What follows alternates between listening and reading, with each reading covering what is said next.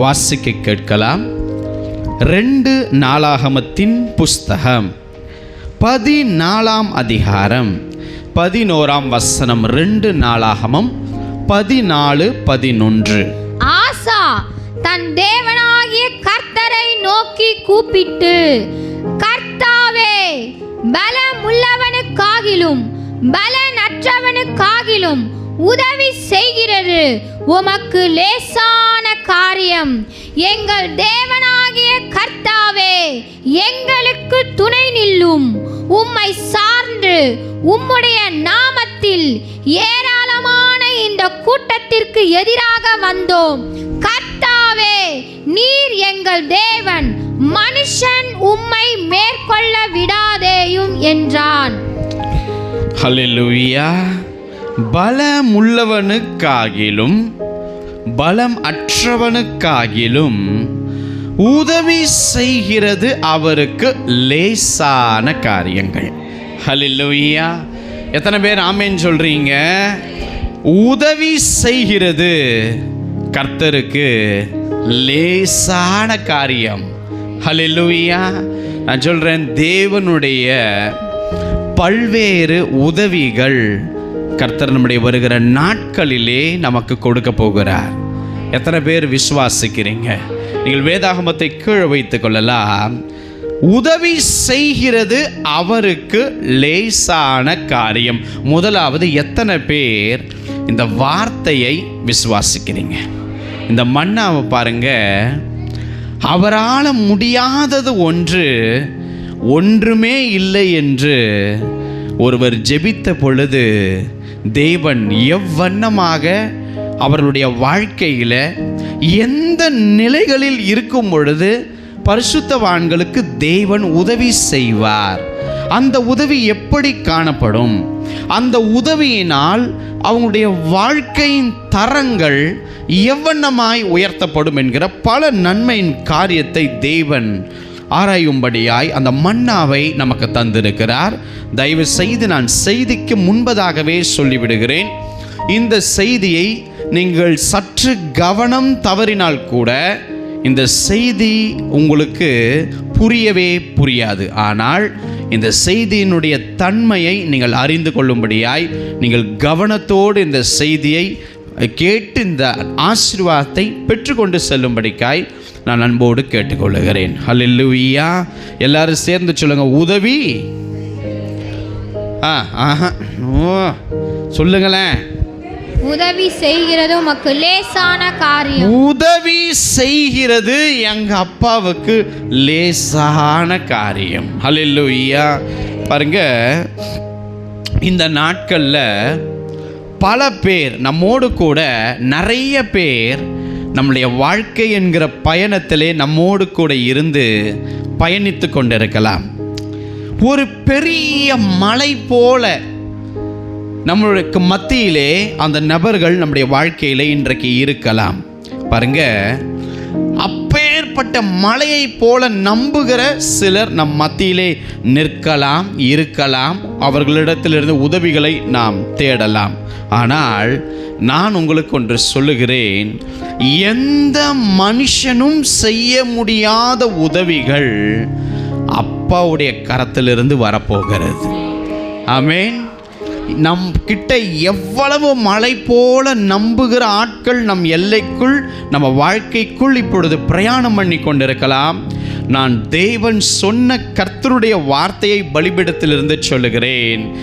எந்த மனிதனும் செய்ய முடியாத உதவிகளை தேவனுடைய கரத்திலிருந்து நம்முடைய வாழ்க்கைக்குள் வருகிற நாட்களுக்குள் வரப்போகிறது. ஹல்லேலூயா, ஹல்லேலூயா. சொல்லு, கரம் உயர்த்தி சொல்லுங்க. எந்த மனிதனும் அதை அழுத்தி திருத்தமாய் உங்கள் அவிவிசுவாசம் கேட்கணும், உங்கள் சத்துருக்கள் கேட்கணும், உங்களுக்கு விரோதமாய் படையெடுத்த அசுத்த ஆவிகள் கேட்கணும். என் தேவன் எனக்காக செய்வார். இந்த உதவி அவர் கரத்திலிருந்து வரப்போகுது. இது லேசான காரியம். ஏனென்றால் எந்த மனிதனும் செய்ய முடியாத ஒரு உதவியை என் தேவர் உங்களுக்கும் எனக்கும் அனுப்புவார். ஹல்லேலூயா. இந்த வார்த்தையை சொல்லுங்க, மனிதனுடைய கரத்தில் இருந்து வருவது வீண். முதலாவது இதை அறிக்கை பண்ணுங்க. மனுஷன் கரத்தில் இருந்து வரும் உதவிகள் அது வீணானது. ஹல்லேலூயா. பாருங்க, இன்றைக்கு அநேக பேர் நாமே கூட சில உதவிகளுக்காக மனிதர்களிடம் நாம் பேசிக்கொண்டிருக்கிறோம். அவர்களை நம்பியும் நாம் காத்து கொண்டிருக்கிறோம். காரணம், நம்முடைய வாழ்க்கையின் சூழல் அவனமாய் இருக்கிறதுனால். ஆனால் நான் உங்களுக்கு கர்த்தருடைய வார்த்தையை சொல்கிறேன், மனுஷனை நம்புவதை நிறுத்துங்க. அவன் கரத்திலிருந்து வருவதும் வீண்தான். அது அப்பொழுது சந்திக்கப்பட்டது போல இருந்தாலும் அதிலே ஒரு திருப்தியும், அதிலே ஒரு ஆசீர்வாதமும் கனமும், அது நம்மளை தகுந்த உயர்வையும் அது ஏற்படுத்தாது. எனக்கு அன்பானவர்களே, நான் உங்களுக்கு சொல்லுகிறேன், கர்த்தர் பேரில் பற்றுதலாய் இருப்பதே எனக்கும் உங்களுக்கும் சபைக்கும் நலம். எத்தனை பேர் ஆமேன்னு சொல்கிறீங்க? கரம் உயர்த்தி சொல்லுங்க. உன் ஆத்மாவை பார்த்து சொல்லுங்க, மனுஷனை நம்புவதை பார்க்கிலும் கர்த்தர் பேரில் பற்றுதலாய் இருப்பதே நலம். ஹல்லேலூயா. அந்த தேவன் நமக்கு உதவி செய்ய போகிறார். அந்த தேவனுடைய கரம் நமக்கு உதவிகளை செய்ய போகிறது. சொல்லுங்க, அவரால் முடியாதது ஒன்றுமே இல்லை. எத்தனை பேர் அறிக்கை பண்ணுறீங்க? என் தேவனால முடியாதது ஒன்றும் இல்லை. ஹல்லேலூயா. இல்லை என்பதே அவர்கிட்ட கிடையாது. ஹல்லேலூயா. முடியாது, இது சாத்தியப்படாது என்கிற ஒரு வார்த்தையே அவருக்கு கிடையவே கிடையாது. அன்பானவர்களே, முடியாத காரியம் என்பது அவருக்கு ஒன்றும் இல்லை. நான் சொல்கிறேன், அவர் நமக்கு எங்கெங்க உதவிகளுக்காய் நாம் நின்று கொண்டு இருக்கிறோமோ, நான் சொல்கிறேன், அந்த உதவிகள் நம் எல்லைக்குள் அது தேடி வரும்படி கர்த்தர் கிரியை செய்ய போகிறார். ஹல்லேலூயா. என்னென்ன உதவிகளுக்காக தேவ சமூகத்திலே கண்ணீர் வடித்து தேவனுடைய சமூகத்திலே காத்து கொண்டிருக்கிறீர்களோ, தேவன் உங்களுக்கு உதவி செய்வார். நான் சொல்கிறேன், அவர் கொடுக்க போகிற தருகிற அந்த உதவி நம்மளுடைய தலையை உயர்த்தி கனம் பண்ணும். அவர் கொடுக்கிற அந்த உதவி நம்முடைய நிலையை மாற்றி நம்மளை உயர்த்தும். அவர் கொடுக்க போகிற உதவி, நான் சொல்கிறேன், நம்முடைய எல்லைக்குள் காணப்படுகிற சத்துருக்களை அது கலங்கடிக்க போகிறது. ஏனென்றால் அந்த உதவி தேவன் தம்முடைய சபை என்கிற பிள்ளைகளுக்கு தரப்போகிறார். எத்தனை பேர் விசுவாசிக்கிறீங்க? சொல்லுங்க, பலம் உள்ளவனுக்கும் பலம் இல்லாத பலவீன பாண்டத்துக்கும் உதவி செய்கிறது எங்கள் அப்பாவுக்கு, உங்களை உருவாக்கின தேவனுக்கு லேசான காரியம். ஹல்லேலூயா. எத்தனை பேர் கர்த்தரை சார்ந்து நிற்கிறீங்க? அவளை மட்டும் கரம் உயர்த்தி சொல்லுங்க. ஏன்னால் உங்களுடைய கண் அசைவுகள் கூட இந்த இடத்திலே கர்த்தரால் பார்த்து கொண்டிருக்கப்படுகிறது. ஆமென். நம்மளுடைய எஜமானன் தம்முடைய பணிவிடைக்காரனையும் தம்முடைய விசுவாசமுள்ள பிள்ளைகளுடைய தேவனுடைய வார்த்தை வரும்பொழுது அவங்களுடைய உள்ளம், அவங்களுடைய ஆழமான சிந்தனை, அவங்களுடைய புத்தி, அவங்களுடைய கண்ணீர், அவங்களுடைய கண்கள், அந்த எண்ணங்கள் எல்லாம் எவ்வண்ணமாய் இருக்கிறது என்பதை அப்பா பார்த்து கொண்டிருக்கிறார். நான் சொல்கிறேன், நான் கர்த்தரை மட்டுமே சார்ந்து நிற்கிறவள் என்று எத்தனை பேரால் சொல்ல முடியும்? அந்த தேவனே சார்ந்து நிற்கிற உங்களுக்கு நான் சொல்கிறேங்க, தேவன் உங்களுக்கு துணை நிற்பார். அந்த ஆண்டவர் உங்களுக்கு துணை நிற்பார். கர்த்தரே உங்களுக்கு துணை நின்று உங்களுக்கு உதவி செய்வார். உங்களுக்கு துணை நிற்பதினால் நான் சொல்றேங்க, நமக்கு முன்னாடி இருக்கிற பலமுள்ள சத்துருக்கள் அவைகளை நாம் மேற்கொள்ளுவோம். ஹல்லேலூயா. அந்த பலமுள்ள சத்துருக்களை நாம் தோற்கடித்து நாம் ஜெயத்தை பெறுவோம். காரணம், நீங்களும் நானும் தனிமையா இல்லை. எத்தனை பேர் ஆமென் சொல்றீங்க? நீங்களும் நானும் தனிமையாக இல்லை. நீ தனிமையா இருக்க, நீ தனியா இருக்க, நீ அனாதைய போல இருக்க, இந்த எண்ணங்களை கொடுக்கிறவன் சத்துரு. உண்மையாகவே நீ அனாதை போல் இருந்தால், உண்மையாகவே நீ கைவிடப்பட்டு இருந்தால், இந்த பூமியில் இருந்து உன்னுடைய சுவாசம் எப்பொழுதோ புகையை போல, காற்றை போல அவை பறந்து காணாமல் போயிருக்கும். எனக்கு அன்பானவர்களே, இல்லை இல்லை இல்லை, தேவன் உனக்கு துணை நிற்கிறார். ஹல்லேலூயா, ஹல்லேலூயா.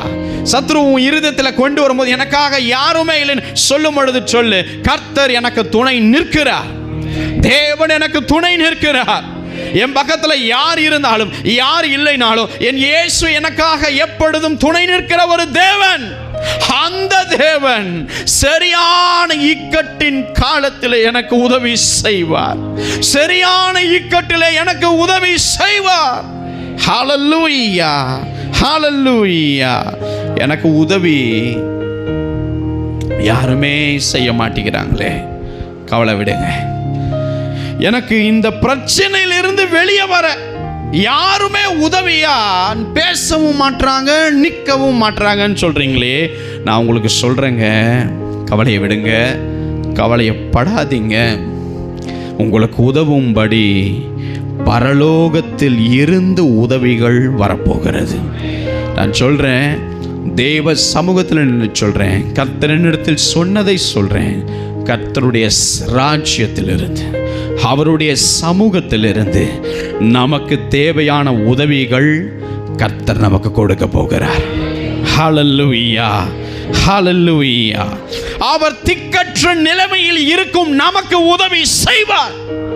திக்கற்ற நிலைமையிலே வாடி வதங்கி போயிருக்கிற நம்முடைய வாழ்க்கையிலே என் தேவன் உதவியை செய்வார். அன்பானவர்களே, தாவீது எப்பெல்லாம் பாட்டு பாடி கர்த்தரை துதிப்பார் தெரியுமா? ஒரு நேரம் வந்துடுச்சு, இந்த சவுல் ராஜா நான் எந்த தப்புமே செய்யாமல் இருக்கும் போது என் மாமனார் இந்த ராஜா என்னை கொல்ல தேடுறாரே நினைக்கும் பொழுது ஒரு குகைக்குள்ள உக்காந்து கர்த்தரை என்ன துதித்தார் தெரியுமா? தேவனே, உமது வல்லமையினால் எனக்கு நியாயம் செய்யுங்கன்னு சொல்லி பாடினார். என் விண்ணப்பத்தை கேளுங்க ஆண்டவரே, என் வாயின் வார்த்தைகளுக்கு செவி கொடுங்க ஆண்டவரே. அவர் சொன்னார், பாடினார் கர்த்தரை, அந்நியர் எனக்கு விரோதமாக எழும்புகிறாங்க, கொடியர் என் பிராணனை வாங்க தேடுறானுங்க. ஆனாலும் அவர் சொன்னார், பாடினார், தேவனே நீரே எனக்கு சகாயர். ஆங்கில வேதம் சொல்லுகிறது, அவர்தான் உனக்கு உதவி செய்பவர் என்று. எத்தனை பேர் சொல்றீங்க, என் இயேசு கிறிஸ்து எனக்கு சகாயராய் உதவி செய்வார், என் தேவன் என்னை பாதுகாப்பார், என் தேவன் எனக்கு உதவி செய்வார், எனக்கு இரத்த கோட்டையாய் இருப்பார். எத்தனை பேர் ஆமென் சொல்றீங்க? இன்னைக்கு தாவீது ஐயாவை போல ஒரு குகைக்குள்ள உட்கார்ந்த மாதிரி நீங்க உட்கார்ந்துட்டு இருக்கலாம். இன்னைக்கு அந்த பரிசுத்தவான் பாடின அதே பாட்டை, அதே துதிய, அதே கணத்தை நீங்கள் கர்த்தரை பார்த்து சொல்ல வேண்டும். எனக்கு நியாயம் செய்கிறவர் ஒருவர் இருக்கிறார், என் விண்ணப்பத்தை அவர் கேட்பார், என் வாயில் இருந்து வருகிற வார்த்தைக்கு அவர் செவி கொடுப்பார். எனக்கு விரோதமாய் அந்நியர் எழும்பட்டும், கொடியர் நான் பண்ணாத தப்புக்கு என்னை அழிக்க தீர்மானித்து கிளம்பட்டும், ஆனாலும் தேவன் எனக்கு உதவியாயிருந்து என்னை காப்பாற்றி என்னை அவர்களுக்கு முன்பதாக என்னை உட்கார வைக்கிறது தான் அவர் ஸ்பெஷலிஸ்ட்னு சொல்லி தேவனை அந்த மனிதன் குகைக்குள்ள உட்கார்ந்து கர்த்தரை துதித்துக்கும் போது, இன்றைக்கு சபைக்குள்ள இருக்கிற உங்களை, குகைக்குள்ள இருக்கிற உங்களை, பயந்து நடுங்கி இருக்கிற உங்களுக்கு அப்பாவுடைய கரத்தில் இருந்து உதவிகள் வரப்போகிறது. அன்பானவர்களே, உங்களை உருவாக்கின அந்த இயேசு கிறிஸ்து அவர் நமக்கு உதவி செய்வார். எத்தனை பேர் ஆமென் சொல்றீங்க? ஹல்லேலூயா. நிச்சயமாகவே உங்களுக்கு உதவி செய்வார். ஏனென்றால் உங்களுக்கு உதவி செய்யறதெல்லாம் அவருக்கு கடினம் அல்ல. நம்ம நினைக்கிறோம், ரோட்டில் இருக்கிற பிச்சைக்காரன் கூட நம்ம நிலைமையை பார்த்து இறங்குவான்ப்பா, ஆனால் இவர் இறங்கவே மாட்டாருப்பா. பக்கத்து வீட்டுக்காரர்கிட்ட என் பிரச்சனையை சொன்னால் கூட அதுவாது ஐயோயோ நீ இவ்வளோ கஷ்டப்படுறியான்னு சொல்லுது. இவர்கிட்ட சபைக்கு போய் சொல்லியும் கல்ல மாதிரி கிணத்துல போட்ட மாதிரியே இருக்கு, மனம் இறங்க மாட்டுறாரே, மனம் இறங்க மாட்டாரே. அவருக்கு கடினம் கிடையாதுங்க. அவர் தாமதிக்கிறதுனாலையோ உங்களை காத்து கொண்டிருக்க வைக்கிறதுனாலையோ கொஞ்சம் சுத்த அலைச்சல் ஆக்க விடுகிறதுனாலையோ அவரால் முடியாது, அவரால் தாமதம் பண்ணுறாருன்னு நினைக்காதீங்க. இவையெல்லாம் எதற்காக நடக்கும் என்பதை இந்த செய்தியில் நீங்கள் அறிந்து கொள்ளுங்க. நான் சொல்கிறேன், அவருக்கு கடினம் கிடையாது. என் தேவனுக்கு, உங்கள் ஆண்டவருக்கு அது லேசான காரியம். ஹல்லேலூயா. எத்தனை பேர் ஆமேன்னு சொல்கிறீங்க?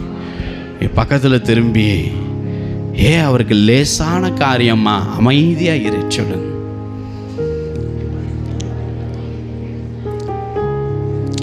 ஹல்லேலூயா. பாருங்க, லைஃப்பில் முன்னேறணும்னு வைங்களேன், நீங்கள் நிறையா ஐடி ஸ்டாஃப்ஸ், அந்த பெரிய பெரிய கம்பெனி, எம்என்சி கம்பெனிஸ்லாம் இருக்கும், எல்லா இடத்துலையுமே அவை இருக்கிறது. பாருங்கள், சபைகளுக்குள்ளேயே, பாஸ்டர்ஸ்குள்ளேயே, குடும்பங்களுக்குள்ளேயே, எல்லா கம்பெனிஸ்குள்ளேயும் ஒன்று இருக்குது. என்னென்னா, லைஃப்பில் கொஞ்சம் முன்னேறணும் அப்படின்னா கொஞ்சம் அப்படியே காக்கா பிடிப்பாங்க. ஆமென். எத்தனை பேர் காக்கா பிடிச்சிருக்கீங்க? ஆஹா, 2 கையும் கட்டி வச்சுருக்கீங்களே, கர்த்தருக்கு ஸ்தோத்திரம். எத்தனை பேர் பாருங்க, ஐஸ் வச்சு சில காரியத்துக்காக நீங்கள் பேசுவீங்க? சொல்லுங்க பார்க்கலாம். நான் சொல்கிறேன், நாம் யாருக்கும் காக்கா பிடிக்கவும் வேண்டாம், நாம் யாருக்கும் ஐஸ் வச்சு அவங்க உதவி நமக்கு வரவும் வேண்டாம். ஹல்லேலூயா. ஆமென். நான் சிறு வயதாக இருக்கும்போது ட்ரெயினில் என்னை கிட்னாப் பண்ண ஒரு கூட்டத்தில் நான் மாட்டிக்கிட்டேன். இந்த ஸ்கூல்லலாம் வெளியில் கூப்பிட்டு போவாங்க தெரியுமா, டூருக்கு, எக்ஸ்கர்ஷனுக்கு. அப்போது அந்த ட்ரெயினில் சின்ன பிள்ளைங்களை கடத்துகிற கும்பல் ஒன்று இருந்துச்சு. மாட்டினதான் மாட்டினேன், வேற எவனா மாற்றக்கூடாதா? ஹல்லேலூயா. பாருங்க, நான் அப்படியே அங்கே ட்ரெயின் ஓரத்தில் அந்த ரெஸ்ட் ரூம் பக்கத்தில் நின்றுட்டு இருக்கும்போது ஒரு ஆள் வந்து என்கிட்ட பேசினான். தம்பி, அவன் வச்சா அவன் ரைஸில் நான் விழுந்துட்டேன். பார்க்க எவ்வளவு அழகாக இருக்கிறடான்னா. ஆமென். அவர் சொன்னால், எனக்கு அப்போ தெரியல, பார்க்க செம்மையாக இருக்கியே அப்படின்னா. நான் அப்படியே அந்த வார்த்தையில் என்ன பண்ணிட்டேன், வச்சு ஐஸில் விழுந்துட்டேன். ஆனால் அப்போது ரெஸ்ட் ரூம் உள்ளே போகும்போது பின்னாடியே வந்து உள்ளே வந்து கதவை சாத்திக்கிட்டான். கதவை சாத்திட்டு பார்த்தீங்கன்னா, பேக்கெட்டில் இவ்வளோ பெரிய இன்ஜெக்ஷன், ஒரு ஊசி, அதாவது போதை, மயக்க ஊசி. அதை போடும்பொழுது அது மயக்கம் வரும். அப்படியே அவங்க அடுத்த ஸ்டாப்பில் இறங்கி இந்த குழந்தைகளை கடத்திட்டு போவாங்க. அந்த கும்பலில் நான் மாட்டிக்கிட்டேன். அப்போது அதுக்கு சூழல் நடக்கும்போது அவங்க அந்த இன்ஜெக்ஷன், அந்த மெடிசன் ஸ்மெல் வரும்பொழுது நான் என்ன பண்ணிட்டேன், தள்ளி விட்டுட்டு நான் கதவை ஓப்பன் பண்ணிட்டு வெளில வந்துட்டு, அங்கே இருக்கிற போலீஸ் அதிகாரிகளும் சில ஆர்மி சோல்ஜர்ஸ் அவங்களும் வந்து நான் படித்த ஸ்கூல்லையே அவங்களும் படிச்சிருந்ததுனால நாங்களும் அவங்களும் கொஞ்சம் பேசி ஒரு மணி நேரத்துக்குள்ளே ஒரு விளையாடி நட்புறவாயிட்டோம். அப்புறம் அவங்ககிட்ட போய் சொல்லும் பொழுது, அந்த ட்ரெயினில் அந்த குழந்தை கடத்துறதுக்காக வந்த பிள்ளைகளை கடத்துறதுக்காக வந்த அத்தனை கும்பல்களையும் அன்றைக்கி பிடிக்கப்பட்டது, கன்னியாகுமரியில் போகிற ட்ரெயினில். நான் ஏன் இதை சொல்கிறேன் அப்படின்னா, சில நேரம் இந்த மாதிரி எல்லாம் ஐஸ் வைப்பாங்க, நம்மளை அப்படியே காக்கா பிடிக்கிற மாதிரியான காரியங்களும் செய்வாங்க. நான் சொல்கிறேன், யாரையும் நம்பவும் வேண்டாம், யாருடைய உதவியும் வேண்டாம்னு தைரியமாக நில்லுங்க. வர்றது வரட்டும் அப்படின்னு தான் கர்த்தர் அப்படியே பின்னாடி நின்று ஸ்டே பண்ணுவார். ஒன்றே ஒன்று, அவர் எனக்கு இருக்கார், அவர் எனக்கு உதவி செய்வார். மனுஷனுடைய உதவி விருதா. ஹல்லேலூயா. அவரை முழு மனசோடு நம்புங்க, முதல்ல நம்புங்க. அவரை முழு மனசோடு அவரை மட்டும் சார்ந்து நில்லுங்க. சபைக்கு வரவனுக்கும் சபைக்கு வராத கிறிஸ்தவர்களுக்கும் இருக்கிற வித்தியாசம் அதுதான். நம்ம சபைக்கு வந்துட்டே வராதவனுடைய கணக்கில் நாம் பரலோகத்தின் பார்க்கும் பொழுது போயிடக்கூடாது. யாரையுமே சார்ந்து நிற்காது, யாரையுமே முழு மனசோடு நம்பாதீங்க. தேவன் மட்டும்தான் உங்கள் தலையெழுத்தை மாற்ற முடியும். மற்றவன் முயற்சி செய்தாலும் ஒரு கட்டத்தில் அடப்போ என்ன பண்ணாலும் இப்படித்தான் இருக்குன்னு விட்டுட்டு போயிடுவான். அவன் பலன் அவ்வளவுதான். ஆனால் தேவன் தான் உதவியை அனுப்பவும் செய்யவும் முடியும். நான் உங்களுக்கு சொல்றேங்க, என்னதான் ஆபிரகாம் பெரிய ஐஸ்வர்யவனா இருக்கட்டும், ஈசாக்கு 100 மடங்கு ஆசீர்வாதம் பெறுவதற்கு காரணம் அப்பா ஆபிரகாம் அல்லங்க, என் தேவனாகிய உங்கள் தேவனாகிய கர்த்தருடைய உதவியினால் 100 மடங்கு ஆசீர்வாதம் பெற்றார். என்னதான் ஈசாக்கு தன்னுடைய தேசத்துல மகா பெரியவராய் இருக்கட்டும், ஆனால் அந்நிய தேசத்தில் அவருடைய மகன் யாக்கோபை உயர்த்தினது, 2 பரிவாரனுடைய ஆசீர்வாதங்களை கொடுத்தது, அந்த உதவியை செய்தது கர்த்தர். தன் தகப்பனார் ஈசாக்கினால யாக்கோபு முன் வரலங்க. என்னதான் யாக்கோபு ஒரு பெரும் ஆசீர்வாதம் பெற்ற ஐஸ்வர்யவானா இருக்கட்டும், தன் மகன் யோசேப்பை எகிப்தில் கொண்டு போய் உயர்த்தியது, உதவியது கர்த்தர். அதனால தான் சொல்லுவேன், தேவன் ஒரு மனுஷனோடு இருப்பார் என்றால், கர்த்தர் ஒருவனோடு கூட இருப்பாள் என்றால், தேவன் நிச்சயமாய் உங்களுக்கு உதவி செய்வார். ஆமென். அந்த தேவன் உங்களையும் உயர்த்துவார். அந்த தேவன் ஜெபிக்கிறவனை உயர்த்தி அழகு பார்க்க விரும்புகிறார். ஒரு வித்தியாசம். தேவனுக்கு பயந்தவனுக்கும் பயமில்லாதவனுக்கும் வரப்போகிற வித்தியாசம் என்னன்னா, அவர் எங்க நின்று உதவி செய்ய போகிறார் என்பதுதான். அவர் உங்களோடு கூட நின்று உதவி செய்ய விரும்புகிறார். வார்த்தைக்கு கீழ்ப்படியுங்கள். நான் சொல்றேன், இனி நான் கீழே விழ போறது அல்ல. எத்தனை பேர் அறிக்கை செய்றீங்க? இனி நான் கீழே விழ மாட்டேன், இனி நான் கீழே போக மாட்டேன். நான் அடுத்து நடக்க வேண்டிய அந்த படி இல்லைனாலும் கர்த்தருடைய உதவி என்னை தேடி வருகிறதுனால அவர் என்னை உயரமான இடங்களுக்கு தான் கொண்டு போய் மேன்மைப்படுத்துவாரே தவிர என் கால்கள் சறுக்குவது இல்லை. காரணம், நான் அவரை சார்ந்து இருப்பதனால் அவர் எனக்கும் உங்களுக்கும் உதவி செய்ய போகிறார் என்பதை எத்தனை பேர் விசுவாசிக்கிறீங்களோ தலைக்கு மேலே பலமாய் பாருங்க. இந்த இஸ்ரவேல் ஜனங்க, இந்த இஸ்ரவேலர்கள் மிஸ்பா என்கிற இடத்துல அவங்க கூடி வந்தாங்க.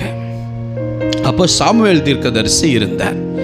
இந்த மிஸ்பாவில் அவங்க எதுக்காக கூடி வந்தாங்கன்னா, அவங்களுக்கு ரொம்ப பயம். சத்துருக்கள் பெலிஸ்தர்கள் நினைத்து ஒரு பெரிய பயம். நான் சொல்றேன், இந்த செய்தி அவ்வளோ சீக்கிரம் உங்களுக்கு புரியாது. தயவு செய்து தெளிவாய் கேளுங்கள். இதுக்குள்ளாகத்தான் தேவன் செய்ய போகிறது உங்கள் வாழ்க்கையில் தனித்துவமாய் நடக்கும். இந்த மிஸ்பாவிலே இந்த ஜனங்கள் கூடி வந்ததற்கு காரணம், தங்கள் பாவங்களை அறிக்கை செய்து அழுது ஜெபித்து ஆண்டவரே எங்களை காப்பாற்றும் என்கிற ஒரு சூழல் சாமுவேல் தீர்க்கதரிசி ஐயா நாட்களில் வருகிறது. அப்போ அவங்க கூடி வந்து கர்த்தருக்கு சர்வாங்க தகன பலியை இந்த சாமுவேல் தீர்க்கதரிசி கொடுக்கிறார். அதாவது பால் குடிக்கிற ஆட்டுக்குட்டியை பிடித்து இஸ்ரவேலர்களுக்காக ஜெபம் பண்ணும்படி சாமுவேல் தீர்க்கதரிசி தேவ சமூகத்தில் நிற்கிறார். இப்போ என்ன ஆச்சுன்னா, இவங்க அந்த மிஸ்பாவிலே கூடி வந்த செய்தி பெலிஸ்தியர் காதுகளுக்கு போயிடுச்சு.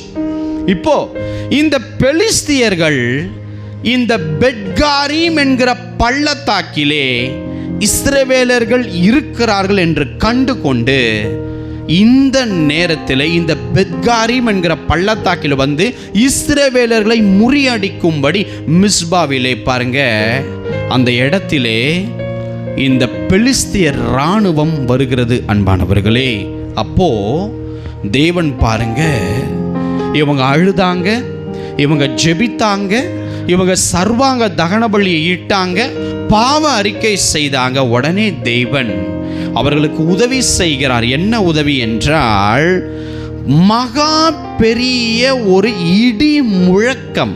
அதாவது இயற்கைக்கு அப்பாற்பட்ட ஒரு பெரிய இடி முழக்கத்தின் சத்தத்தின் தொனியை கர்த்தர் பெட்காரீம் பள்ளத்தாக்கிலே கர்த்தர் அனுப்பினார். அப்போ இந்த பெலிஸ்தியர்கள் இவர்கள் விழுந்து போகும்படி கர்த்தர் இஸ்ரவேலர்கள் முறியாதபடிக்கு துணை நின்று உதவியை அனுப்பினார்.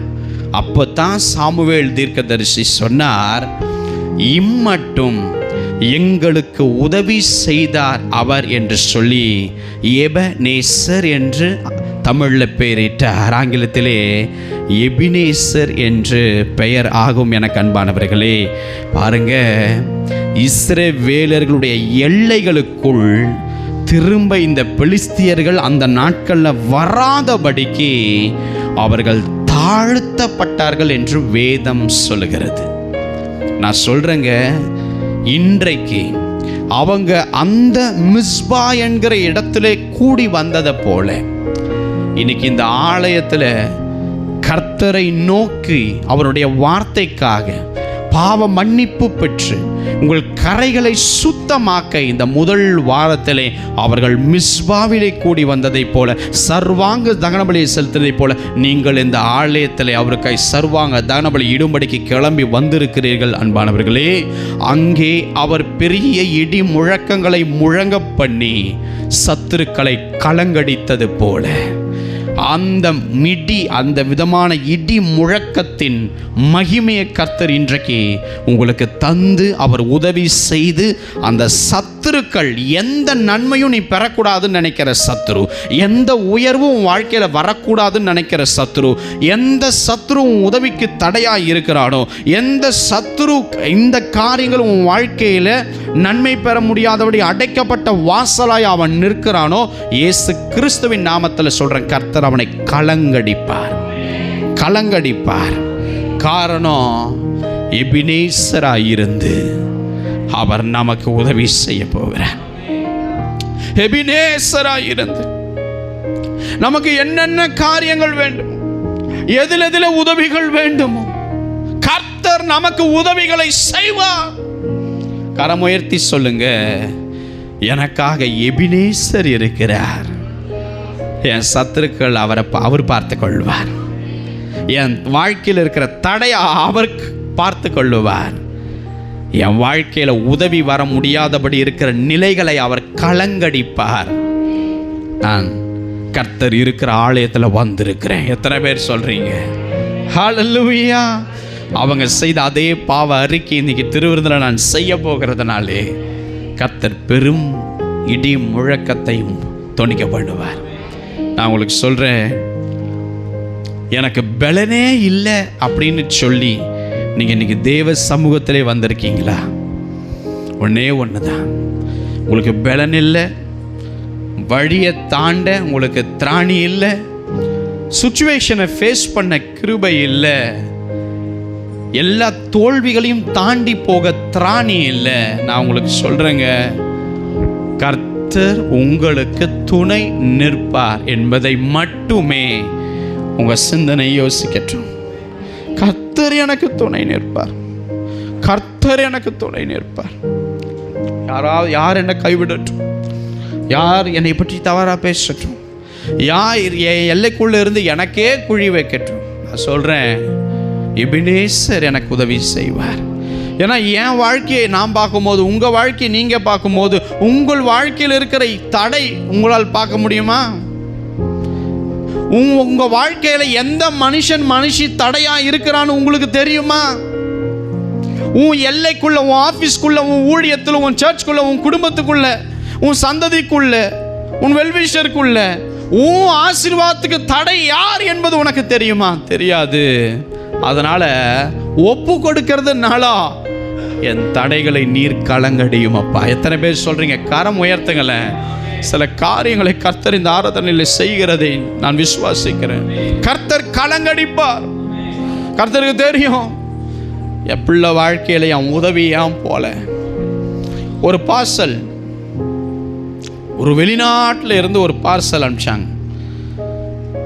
அதை பார்க்கும்போது பார்த்தீங்கன்னா, அப்போ அதை வாங்கிறதுக்கு, அதை ரிசீவ் பண்ணுறதுக்கு என்ன ஆச்சு அப்படின்னா, நம்ம இங்கேயும் ஒரு குறைந்த பணத்தை கொடுக்கணும். ஒரு ஜப்பான்லேருந்து ஒரு சிஸ்டர், அவங்க நல்ல அந்த கிச்சனில் அந்த சமைக்கும் போது போடுற அந்த கிளாத், துணி, அந்த மாதிரி விஷயங்கள்லாம் அனுப்பினாங்க.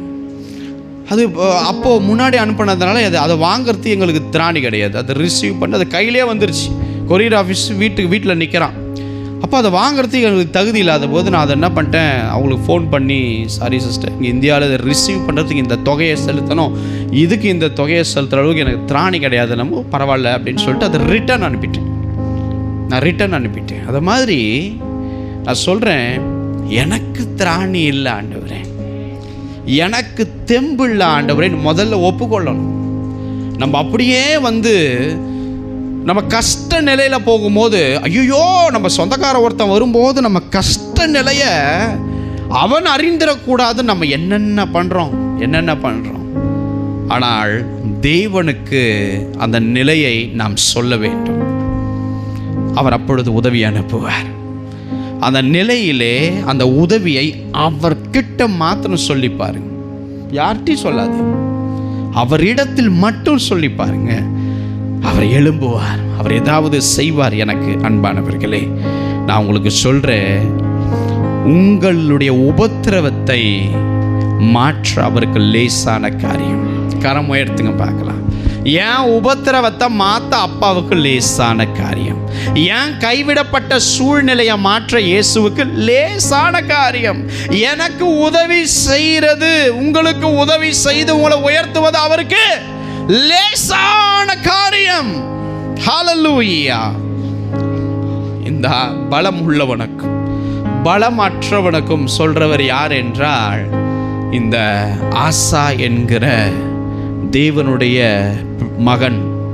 இந்த ஆசா ஒரு ராஜா. எனக்கு அன்பானவர்களே பாருங்க, ஏற்கனவே இந்த ஆசா கிட்ட நிறைய விஷயம் இருந்தது. ஆனாலும் ஒரு சரியான சந்தர்ப்பத்தில் ஒரு உதவி இந்த ஆசாவுக்கு தேவைப்பட்டது.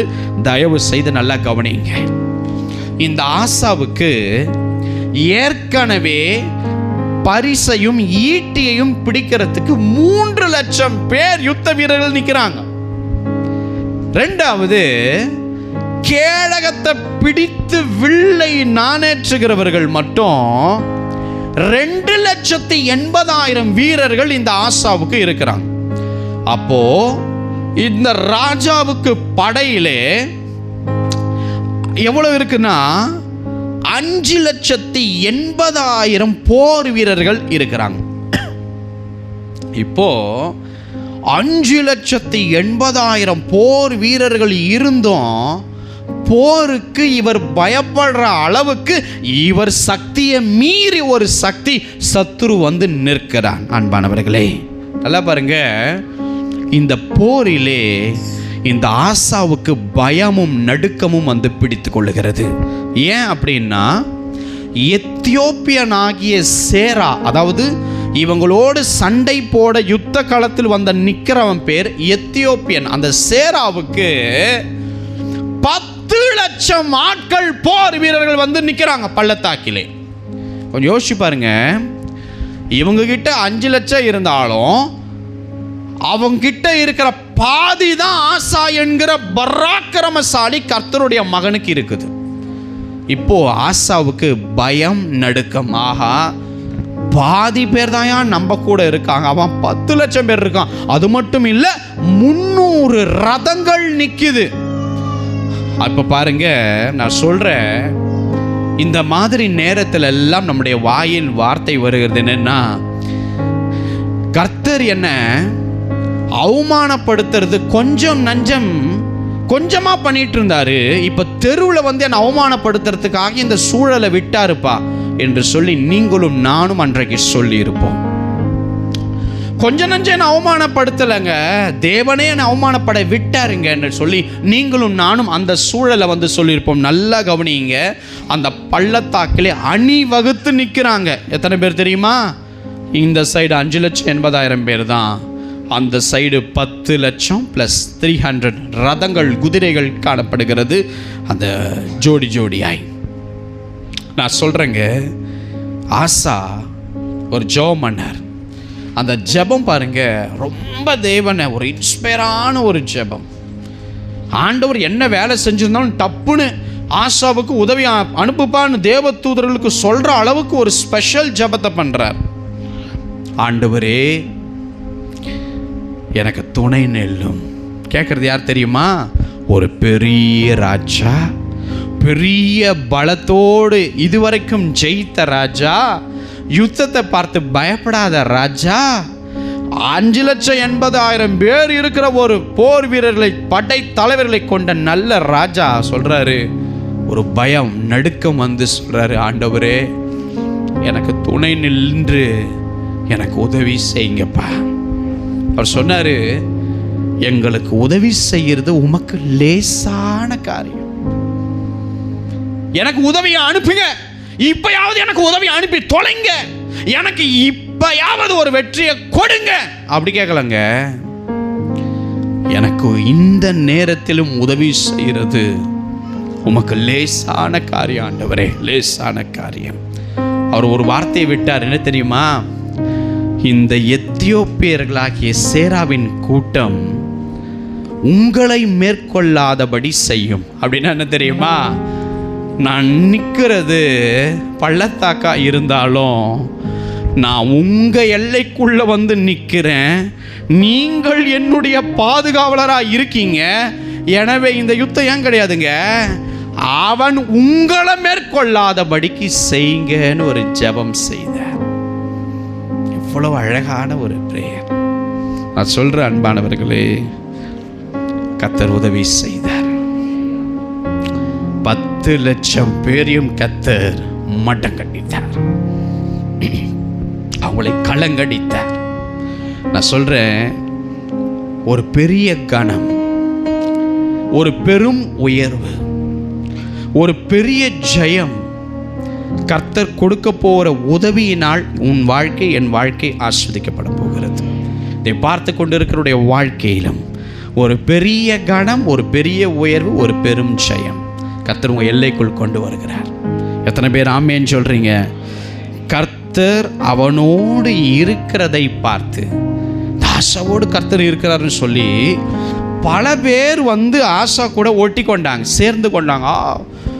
கடவுளே அவரோடு இருக்கிறாருப்பா, இந்த ராஜாவோடு கர்த்தர் இருக்கிறாருப்பா என்று சொல்லி ஜனங்கள் வந்து அவர் பட்சத்திலே சேர்ந்து கொண்டார்களாம். சொல்றேன், அவர் உதவி அனுப்பினா எல்லாம் தானாக நடக்கும். அதுக்கு நம்ம கிட்ட என்ன வேணும் தெரியுமா? தலையில் அடிச்சிட்டு இப்பயாவது செஞ்சு தொலைங்களேன். இல்லை இல்லை இல்லை, எப்பதான் செய்வீங்க? இல்லை இல்லை இல்லை இல்லை, எப்பதான் ஆண்டவர் செய்வீங்க? மனசு இருக்குதா? இல்லை உங்களுக்கும் கல்லாயிருச்சா? இல்லை இல்லை இல்லை, அதெல்லாம் இல்லை. ஆண்டவரே, நான் உங்களை நம்பி உங்கள் எல்லைக்குள்ளே உங்களுக்கு பின்னாடி நிற்கிறேன்.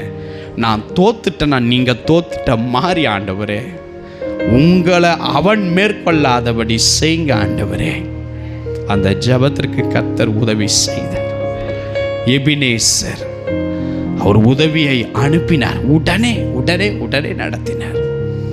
யுத்தங்களை ஓய பண்ணினார், சத்துருக்களை களங்கடித்தார்.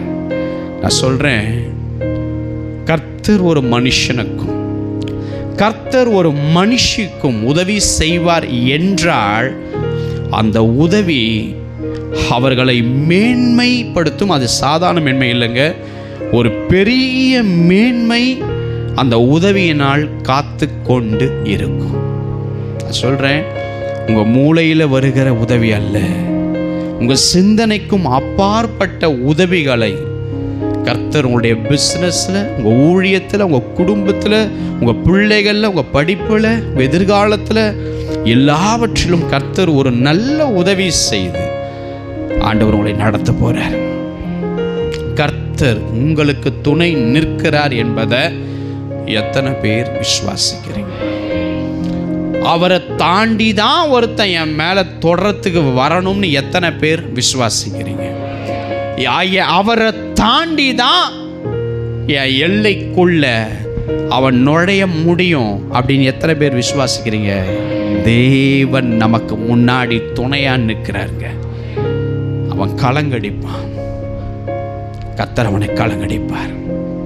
நான் சொல்றேங்க, இன்றைக்கு பயபக்தியோடு உட்கார்ந்து இந்த செய்தி நீங்கள் கேட்டுக்கொண்டு இருக்கிறீங்க. தேவன் எனக்கு துணை நிற்கிறத நான் பார்க்கணும், எனக்கு அவர் உதவி செய்கிறத நானே பார்க்கணும்னு காண விரும்புகிறேன் அப்படின்னு நீங்கள் சொன்னீங்கன்னா நிச்சயமாகவே கர்த்தர் உங்களுக்கு உதவி செய்வார். கர்த்தர் உங்களை பார்த்து இந்த ஆராதனையிலே சொல்லுகிறார், நீ பயப்படாதே, நான் உன்னோடு கூட இருக்கிறேன். நீ திகையாதே, நான் உன் தேவன். நான் உன்னை பலப்படுத்தி உனக்கு சகாயம் பண்ணுவேன். என் நீதியின் வலது கரத்தினாலோ உன்னை நான் தாங்குவேன் என்று தெய்வ ஆவியானவர் நமக்கு சொல்லுகிறார். நான் சொல்றேங்க, அன்றைக்கு ஆபிரகாம் அவங்களுடைய மறுமனையாட்டி ஆகாருக்கு வனாந்தரத்தில் தண்ணி இல்லைன்னு தாம் பிள்ளை சாகும்போது கர்த்தர் உதவி செய்வார் என்றாள். இயேசுவின் இரத்தத்தாலே கழுவப்பட்ட நமக்கு இந்த வனாந்தரத்தில் உதவிகள் வராதா? நிச்சயம் வரும். கர்த்தர் செய்வார். இருக்கிற இதே வனாந்தரத்தில் உதவி வரும். அந்த விதவை சாரிபாத்தூர்ல வாழ்ந்த விதவை நினைச்சா, என்கிட்ட இருக்கிறதே கொஞ்சம் எண்ணெய், கொஞ்சம் அப்போ, இதையும் கொண்டு போய் தலைவலியா இருக்கிற இந்த நேரத்தில் இந்த ஊழியக்காரன் வீட்டுக்கு வந்திருக்கிறாங்களேன்னு நினைச்சாங்க. நானே சாப்பிட்டு செத்து போறதுக்காக 2 விறக பொறுக்கிறேன், இங்க போய் இப்ப வந்திருக்கிறீங்களே நினைச்சாங்க. ஆனால் கர்த்தர் பாருங்க, செய்த உதவி வேற. அது உபத்திரவம் அல்ல, உதவியாய் மாறியது.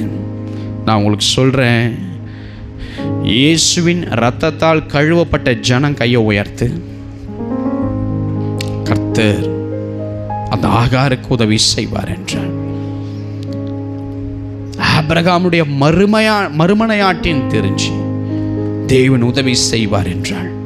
தேவனுக்கும் அவளுக்கும் சம்பந்தமே கிடையாத ஒரு ஆளுக்கு கர்த்தர் மனம் இறங்கி ஒரு உதவியை அவளை தேடி வந்து செய்ததை போல இயேசுவின் இரத்தத்தால் கரம் உயர்த்தி இருக்கிற உன்னுடைய வாழ்க்கையிலும் என் தேவன் உதவிகளை செய்வது நிச்சயம்.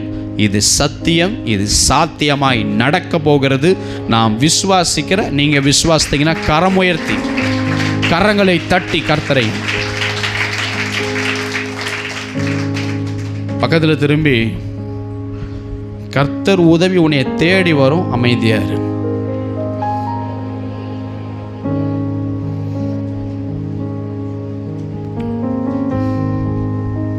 ஆமென். சொல்லும்போது உள்ள விசுவாசிச்சுதா விசுவாசிக்கலையான்னு ஒரு முகத்தை கொஞ்சம் பாருங்க. விசுவாசிச்சு சொன்னியா இல்லை சீக்கிரம் விட்டுறணும்னு சொன்னியான்னு கேளு. அல்லேலூயா. நான் சொல்றேன், நம்ம முதல் பார்த்தோம், கர்த்தர் இஸ்ரவேலர்களுக்கு உதவி செய்து பெலிஸ்தியரை கலங்கடித்தார் சாமுவேல் தீர்க்கதரிசி நாட்களில். 2வது பார்த்தோம், கர்த்தர் இஸ்ரவேலர்களுக்கு உதவி செய்து எத்தியோப்பியனாகிய இந்த சேராவின் கூட்டத்தை முறியடித்தார். இது ஆசாவின் நாட்களிலே. 3வது முக்கியமான ஒரு காரியம், தெய்வன் உங்களோடு பேச சொன்ன ஒரு காரியம். தயவு செய்து என்னால் முடிந்த வரைக்கும், இது வேதாகமத்திலே இது விவரித்து சொல்லப்பட்டு இருக்கிறதை என்னால் முடிந்த வரைக்கும் சுருக்கி உங்களுக்கு புரிகிற மாதிரி நான் சொல்ல விரும்புகிறேன். வாசிக்க கேட்கலாம். 2 நாளாகமத்தின் புஸ்தகம் 20ஆம் அதிகாரம் 24, 25, 26. யூதா மனுஷர் வனாந்திரத்திலுள்ள சாம கூட்டண்டையிலே வந்து அந்த ஏராளமான கூட்டம் இருக்கும் திக்கை நோக்குகிற போது, இதோ அவர்கள் தரையிலே விழுந்து கிடக்கிற பிரேதங்களாக கண்டார்கள். ஒருவரும் தப்பவில்லை. யோசபாத்தும் அவனுடைய ஜனங்களும் அவர்கள் உடைமைகளை கொள்ளையிட வந்தபோது அவர்கள் கண்ட ஏராளமான பொருட்களும் பிரேதங்களில் இருந்து உரிந்து போட்ட ஆடை ஆபரணங்களும் தாங்கள் எடுத்துக்கொண்டு போக கூடாதிருந்தது. 3 நாளாய் கொள்ளையிட்டார்கள். அது அவ்வளவு மிகுதியாயிருந்தது. 4ஆம் நாளில் பெராக்காவிலே கூடினார்கள். அங்கே கர்த்தருக்கு ஸ்தோத்திரம் செலுத்தினார்கள். ஆதலால் அவ்விடத்திற்கு இந்நாள் வரைக்கும் இருக்கிறபடி பெராக்கா என்னும் பேர் தரித்தார்கள். நல்லா கவனிங்க, வேதாகமத்தை அப்படியே மூடிக்கோங்க. ஆராதனை இன்னும் முடியலை, செய்தி இன்னும் முடியலை. கர்த்தர் ஆஸ்வதிப்பாராக. பாருங்க, இந்த ஆசா மரித்து போகிறார். ஆசாவுக்கு பிறக்கிற இந்த மகன்தான் யோசபாத். நல்லா கவனிங்க, இந்த யோசபாத் யூதாவை அரசாண்டார். யூதா கோத்திரத்தை அப்படியே அரசாளுகிற ஒரு ராஜா. ஆசாவுக்கு பிறந்த மகன் யோசபாத். இவர் ராஜாவாகும் பொழுது இவருக்கு வயசு பார்த்தீங்கன்னா 35 வயசு. இவர் எருசலேமை 25 வருஷம் அரசாண்ட ஒரு ராஜா, கர்த்தருடைய மகன். பாருங்க, இவருக்கு தாய் பெயர் அசூபாள். இவர் வாழ்க்கையில் என்ன நடக்குது அப்படின்னா, இந்த யோசபாத்தோடு கூட கர்த்தர் இருந்தார் என அன்பானவர்களே. அதற்கு காரணம், கர்த்தர் இந்த யோசபாத் ராஜா கூட இருப்பதற்கு ஒரு முக்கிய காரணம் என்னவென்றால், இவர் தாவீது தேடினது போலவே கர்த்தரை தேடினவர். தன் அப்பா ஆசா எப்படி தன் தேசத்தில் இருந்த சிலை பாகால் வழிபாடுகளை, தோப்புகளை அகற்றினாரோ, அதே போல பாகால்களை தேடாம கர்த்தர் ஒருவரையே பயபக்தியோடு தேடணும்னு நினைச்சவர் தான் இந்த யோசபாத் என்கிற கர்த்தருடைய மகன் ராஜா. பாருங்க, தேவன் என்ன பண்ணாரு, இவர் உண்மையும் உத்தமத்தையும் பார்த்து ஐஸ்வர்யத்தையும் கனத்தையும் மிகுதியா கொடுத்தார், மிகுதியா தந்தார். ஏனென்றால், ஏன் ஐஸ்வர்யத்தையும் கனத்தையும் உயர்வையும் எல்லாத்தையும் தந்தார்?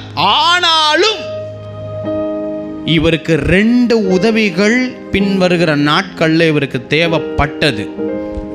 நல்ல கவனிங்க, கர்த்தர் ஏன் எல்லாத்தையும் இவருக்கு அள்ளி கொடுத்தார் அப்படின்னா, கர்த்தருடைய வழி, அவருடைய சித்தம், அவருடைய திட்டம், அவருடைய ப்ரீ பிளான் எங்க இருக்குதோ அதை தேவ மனுஷன் கிட்ட போய் விசாரிச்சுட்டு அதுல தான் நான் நடப்பேன். அதாவது கர்த்தர் எந்த வழியில நிற்கிறாரோ அந்த வழியை எனக்கு பிரியமான வழியா நான் மாத்திக் கொள்ளுவேன்னு சொல்லி இந்த யோசபாத் ராஜா கர்த்தருடைய அந்த வழிகள்ல வாஞ்சையா இருந்தார். தேவன் என்ன சொல்றார், அடுத்து என்ன பண்ண போறார், அடுத்து என்ன காரியத்தை தேசத்துல செய்யணும், அவர் எந்த வழியில நிற்கிறார், அப்படி தன் இருதயத்தை சந்தோஷமா அந்த வழிக்கு ஒப்பு கொடுத்த ஒரு ராஜா. அது மட்டுமில்ல, வேதம் சொல்லுகிறது அவர் இருதயம் உற்சாகம் கொண்டதாம். எதுக்கு தெரியுமா? தேவனை தேடவும், தேவன் அருவருக்கிற பாவத்தை அருவருக்கிறதையும், தேவன் அருவருக்கிற அந்த விக்கிரக தோப்புகளையும் இவர் அருவருத்ததனால் தேவன் இவருக்கு மிகுதியான ஐஸ்வர்யம், உயர்வு, கனம் எல்லாத்தையும் அள்ளி தந்தார். நல்லா கவனிங்க, அவர்கிட்ட இருந்த ரொம்ப ஒரு குட் ஹேபிட் என்னன்னா, அப்பப்போ சின்ன சின்ன விஷயத்துக்கு கூட கர்த்தர்கிட்ட ஊழியக்காரர்கள் மூலமா, அன்னைக்கு தீர்க்கதரிசி மூலமாய் பேசுவதனாலே அவள் இடத்தில் விசாரிப்பார். ஒருத்தர்கிட்ட மாத்திரமல்ல, அதனுடைய அடையாளங்களால் அவள் கேட்டு அதை சரி பண்ணி கொள்ளுவார். தேவன் அவரை அப்படியாய் வழி நடத்தினார். ஆனால் பாருங்க, இந்த யோசபாத்திற்கு எல்லாம் இருந்தது, ஆனால் உதவிகள் தேவைப்பட்டுச்சு. ஆமென். அன்றைக்கு ஆசாவுக்கு எல்லாம் இருந்துச்சு, சரியான டைம்ல ஒரு உதவி தேவைப்பட்டுச்சு. இங்க யோசபாத்துக்கு எல்லாமே ஆல்ரெடி இருக்கு, எல்லா இன்ஃப்ளூயன்ஸ் இருக்கு. ஒரு வார்த்தை சொன்னா பல நாடுகள் வந்து உதவி செய்ய நிற்கிறது. பட் இவர் வாழ்க்கையில ஒரு 2 உதவிகள் அதிகமாய் தேவைப்பட்டது. நான் சொல்றேன், இவர் செய்த தவறும் இவர் செய்த காரியத்தின் பலனும், தேவன் இவருக்கு உதவி செய்த காரியத்தையும் தயவு செய்து நீங்கள் உங்கள் வாழ்க்கையை ஒப்பிட்டு கொள்ளுங்கள். உங்கள் வாழ்க்கையில நீங்கள் அவைகளை ஒப்பிட்டு பார்த்து கொள்ளுங்கள். இஸ்ரவேலுக்கு ஒரு ராஜா இருந்தான், அவன் பெயர் ஆகாப். ஸோ இந்த ஆகாப் இந்த யோசபாத்தும் நண்பர்களாயிருந்தார்கள். இவன் இந்த இடத்துல இந்த இஸ்ரவேலின் ராஜா, இந்த இடத்துல யூதா கோத்திரத்தை ஆளும் ராஜா. இவங்க இருவரும் நட்புறவாக இருக்கிறாங்க. ஆனால் நல்லா கவனிங்க, இந்த நட்பிலே கர்த்தர் பிரியப்படவில்லை. இந்த ஐக்கியத்திலே தேவன் பிரியப்படவில்லை. இப்போ இந்த ஆகாப் என்கிற இஸ்ரவேலின் ராஜா வந்து யோசபாத் கிட்ட ஒரு கேள்வி கேட்கிறார். யோசபாத், நான் ராமோத் என்கிற இடத்திற்கு போய் யுத்தம் செய்ய என் தேச மக்களோடு போறேன்பா, என் நண்பன், நீ வரியாப்பா அப்படின்னு கேட்கிறார். அப்போ யோசபாத் எல்லாத்தையும் விசாரிச்சு பண்ற இந்த யோசபாத் அவர் என்ன பண்றார், நான் வரேன் அப்படின்னு சொல்லி இந்த ஆகாப் என்கிற இந்த இஸ்ரவேலின் ராஜா கூட யுத்தம் பண்ண தன்னுடைய படைகளையும் கூட்டிட்டு போய் யோசபாத் யுத்தம் செய்வதற்கு புறப்படுகிறான் ராமோத் என்கிற இடத்திலே. நல்ல கவனிங்க அன்பானவர்களே, நான் உங்களோடு வரேன் அப்படின்னு யோசபாத் சொன்னார். இப்போ யோசபாத் புத்தி தெளிந்து சீக்கிரமா எடுத்த ஒரு முடிவினால, அப்படியே எடுத்த ஒரு முடிவை அவர் என்ன பண்றாரு அப்படின்னா, நான் வரேன் அப்படின்னு சொன்னதுக்கு அப்புறம் கொஞ்சம் பின்வாங்கி அந்த ஆகாப் கிட்ட, ராஜா கிட்ட சொல்றாப்புல, கர்த்தருடைய வார்த்தையை விசாரித்து அறியுங்களேன் அப்படின்ற. நீங்க நம்ம போற இந்த யுத்தத்துல ஆண்டவருடைய வார்த்தை என்ன வருதுன்னு நம்ம பார்ப்போம் அப்படின்றார்.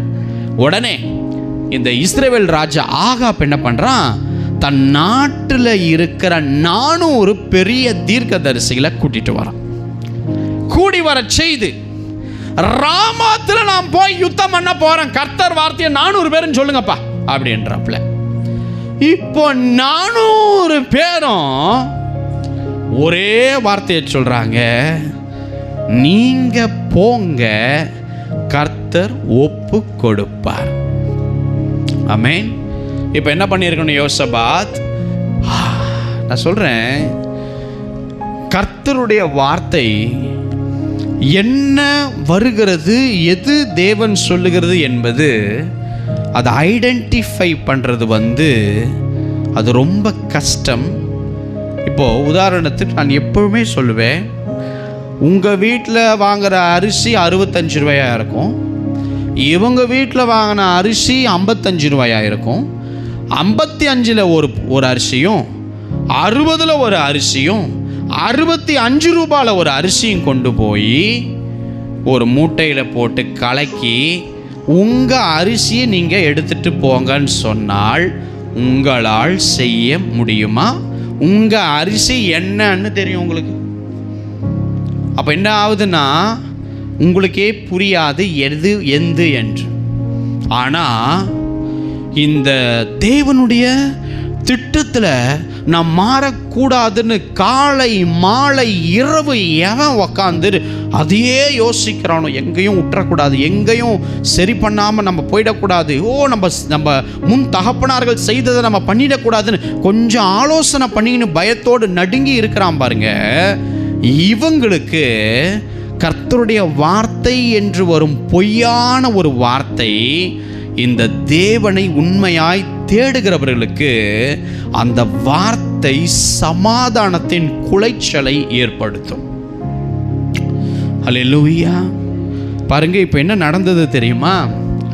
400 ப்ராஃபட் வந்து சொல்றாங்க, நீங்க ராமோத்துக்கு போங்க, சண்டைய போடுங்க, அந்த சீரியா தேசத்தினுடைய ராஜாவை கர்த்தர் உன் கையில போட்டு தள்ளுவார் போயானும் போது யோசபாத் பாருங்க, 400 தீர்க்கதரிசிகள் ப்ராஃபட்டிக் பண்றாங்க.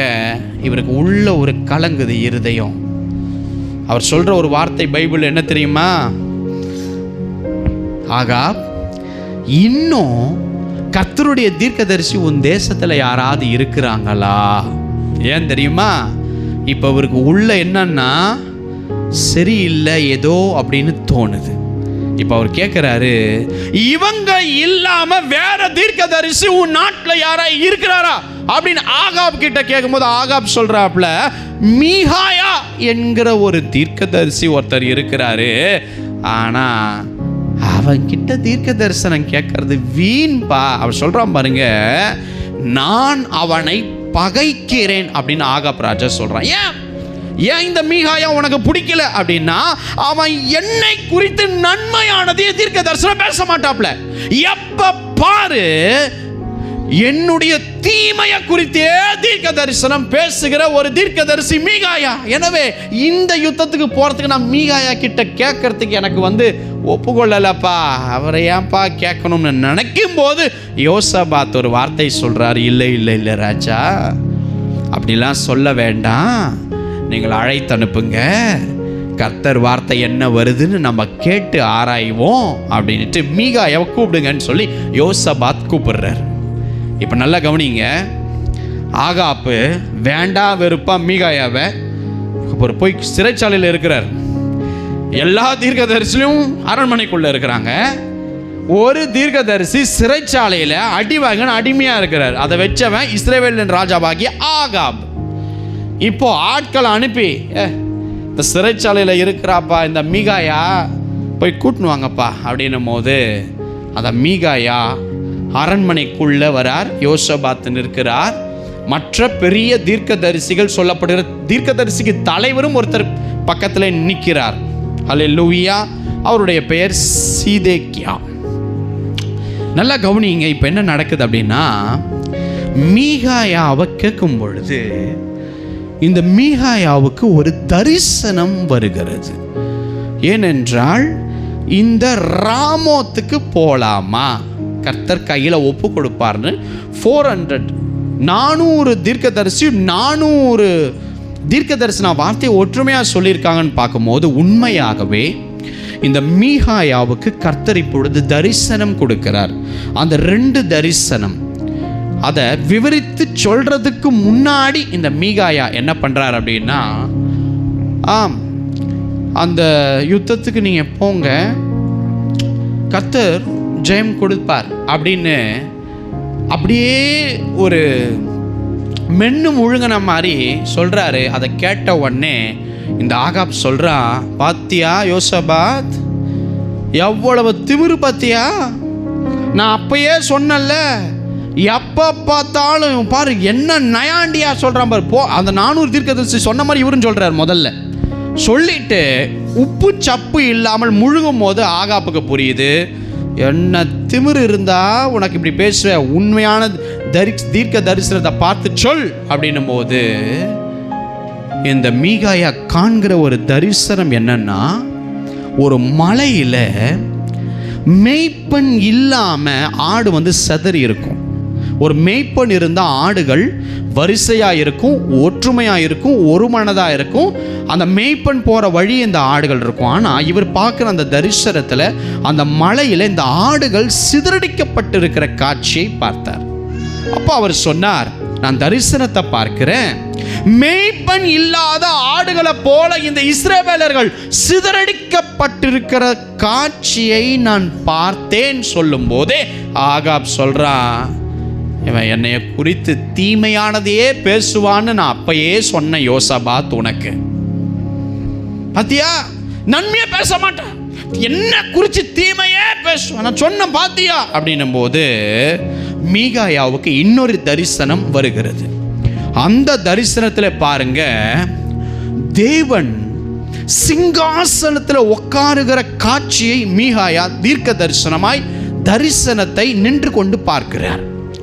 தேவன் சிங்காசனத்தில் உட்கார்ந்து இருக்கிறதையும் வலதுபுறத்தில் ஒருவரும் இடதுபுறத்தில் ஒருவர் இருக்கிற காட்சியை பார்த்து இப்போ தேவன் பரலோகத்தில் பேசுகிற காட்சியை இந்த மீகாயா பார்க்கிறார். அப்படி என்ன பேசினார் அப்படின்னா, இப்போ கர்த்தர் அங்கு இருக்கிற 2 பேரிடம் தேவதூதரிடம் கேட்கும் காட்சி தரிசனமாய் வருது. அப்படி என்ன கேட்டார் அப்படின்னா, இந்த ராமோத்தில் போய் அந்த இடத்துல இந்த ஆகாபு விழும்படி இவனுக்கு போதிச்சவன் யாருப்பா அப்படின்னு கேட்டார். அல்லேலூயா.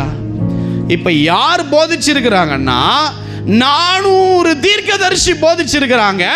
ராமோத்துக்கு போங்க, பெரிய ஜெயம் உனக்கு வரும்னு போதிச்சிருக்கிறாங்க. ஆனா கர்த்தர் பரலோகத்தில் உட்கார்ந்து 2 தேவதூதர்கள் கேட்கிறாரு, இவங்களுக்கு இப்படி போதிச்சவன் யார்? நாம சொல்லலையே, இவங்க இப்போ போய் அவன் விழ போறான்ப்பான்னுட்டு கர்த்தர் பேசுறாரு பரலோகத்தில். இந்த காட்சி மீகாயா கண்ணுக்கு தெரியுது. இப்போ இன்னொரு தரிசனத்தை அதே காட்சியிலே மீகாயா பார்க்கிறார். ஒரு ஆவி, அதாவது ஒரு அசுத்த ஆவி புறப்பட்டு தேவ சமூகத்தில் வந்து ஒரு பெர்மிஷன் கேட்குது. என்ன பெர்மிஷன் அப்படின்னா, இந்த அவன் பார்த்தான் பார்த்தீங்களா, 400 பேரும் போய் சொன்னாங்க பார்த்தீங்களா, அந்த பொய்ய அந்த தீர்க்கதரிசியுடைய வாயில போய் இந்த பொய்யின் ஆவி சொல்லுவதற்கு, உள்ளே புகுவதற்கு கர்த்தரிடம் பெர்மிஷன் கேட்கும் பொழுது கர்த்தர் அந்த பெர்மிஷனை சாங்ஷன் பண்ணார், அப்ரூவ் பண்ணார். கர்த்தர் ஏன் சாங்ஷன் பண்ணார் தெரியுமா? ஏன் அப்ரூவ் பண்ணார் தெரியுமா? இந்த ஆகாப் கர்த்தருடைய வழியில் நடக்காதவன், ஆகாப் சிலைகளையே தேடினவன். இந்த ஆகாப்பும் அந்த 400 தீர்க்கதரிசிகளும் வயிற்றுக்காக ஊழியம் செஞ்சவங்க, ராஜா கிட்ட ஏதாவது பிச்சை எடுக்கலாம்னு சொல்லி ஊழியம் செஞ்சவங்க. அந்த 400 இஸ்ரவேல் தீர்க்கதரிசிக்குள் பொய்யான தீர்க்க தரிசனத்தின் ஆவி புகுவதற்கு அந்த ஆவி வந்து கேட்கும்போது கர்த்தர் அனுமதித்தார், நீ போ என்று. உடனே அந்த 400 பேர் மேலும் அசுத்த ஆவி இறங்கி தீர்க்க தரிசனம் சொன்னது, நீங்கள் ராமோத்துக்கு போங்க, கர்த்தர் ஒப்பு கொடுப்பார், இந்த மீகாயாவெல்லாம் கேட்காதீங்க என்று. பாருங்க, இத்தனை தரிசனத்தையும் இந்த மீகாயா பார்த்தார். இப்போ இந்த தீர்க்க தரிசனத்தை சொல்லும் பொழுது அந்த சீதேக்கியா என்கிற பொய்யான தீர்க்கதரிசியின் தலைவன் மீகாயாவை ஒரே ஒரு அடி கன்னத்தில் பளிர்னு விட்டாப்ல. போட்டு அடிச்சதில் அவருடைய கன்னம் வீங்கின அளவுக்கு காணப்பட்டது. இப்போ அவன் சொல்றான், கர்த்தருடைய ஆவி எந்த வழியா என்னைய விட்டு உன்கிட்ட வந்து பேசுதாடா அப்படின்னுட்டு விட்டான் ஒரு அடி. மீகாயாவுடைய கண்ணம் வீங்கி போச்சு. அப்போ மீகாயா சொன்னார், இல்லை ஆகாப், கர்த்தர் இதைத்தான் காண்பிக்கிறார். இப்போ யோசபாத் இந்த நடக்கிற காட்சிகளை அரண்மனையில் உட்கார்ந்து பார்த்துட்டு இருக்கிறார். ஏனென்றால் இவர் தேவனுடைய மனுஷன் என்பது எல்லாருக்கும் தெரியும். நல்லா கவனிங்க. இதை கேட்ட ஆகாப் என்ன தெரியுமா பண்ணா, திரும்ப கொண்டு போய் இந்த மீகாயாவை சிறைச்சாலையில் போடுங்க என்று சொன்னார். மீகாயா கொண்டு போய் சிறையிலே போடப்பட்டார். இப்போ இஸ்ரவேலின் ராஜாவும் யூதா கோத்திரத்தின் யூதாவின் ராஜாவும் யோசபாத்தும் இந்த ராமோத்துக்கு யுத்தம் செய்ய போகும்போது இந்த ஆகாப் யோசபாத்தை பார்த்து சொல்றான். ஆகாப் சொல்றான், யோசபாத், நான் என்ன பண்றேன், வேஷம் மாறி இந்த யுத்தத்துக்கு வரேன். நான் இஸ்ரவேலின் ராஜா என்று அவங்க அறிந்து கொள்ளாதபடிக்கு நீ என் ரதத்தில் உக்காந்து ராஜாவா போ.